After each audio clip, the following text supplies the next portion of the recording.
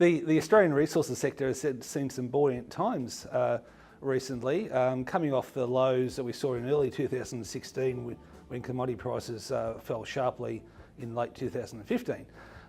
Stocks like BHP and Rio in particular are showing some very good progress in earnings growth off that lower base then, driven primarily from the rise in iron ore prices, which are currently at about $78 US a dry metric tonne. These sort of commodity price levels, including copper at $3.23 US a pound, and even oil Brent basis at $69 US a barrel, are providing some strong cash flow and profit margins for these major resource companies at the moment. We're seeing consensus earnings estimates being upgraded as a trend by the market, and that is certainly supporting share price growth the last 6 months, and we expect to see that continue on into early to mid 2018.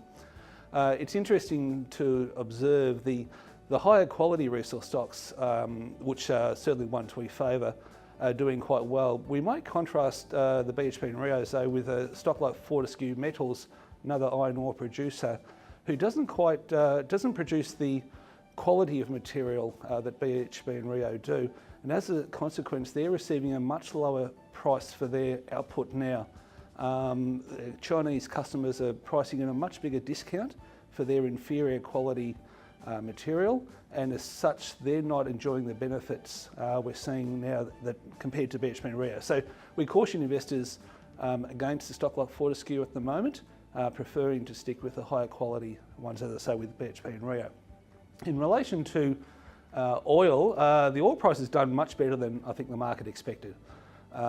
It's certainly recovered strongly from those low levels of 2016 when oil prices sort of got below $40 US a barrel.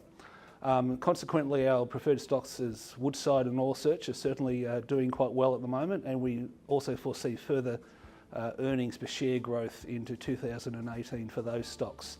Oil Search does look expensive on paper, but keep in mind they're working on an almost doubling of their production capacity with the Papua New Guinea LNG project. They have the gas reserves in the ground to support that project. It's sort of more a question of timing and tying up customers and such like. So keep an eye out for those events in 2018 for Oil Search. Woodside remains our quality oil producing company, although we always keep an eye on valuations, of course, and through the iRate system, obviously our clients can see what we price those stocks at as well. Our gold stocks are certainly also doing quite well. Gold price is currently $1,300 US dollars an ounce. Sorry about that.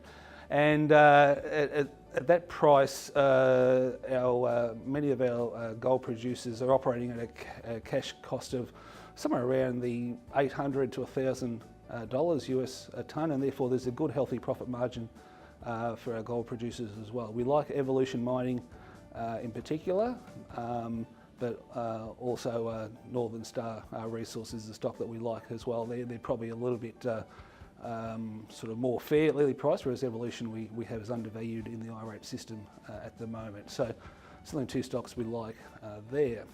The other new emerging area in resources is the minerals that are going to be used in the electric vehicle cars, and minerals such as lithium and cobalt and graphite, for instance. Lithium is probably the mineral where we have a number of emerging companies participating in that patch on the Australian market.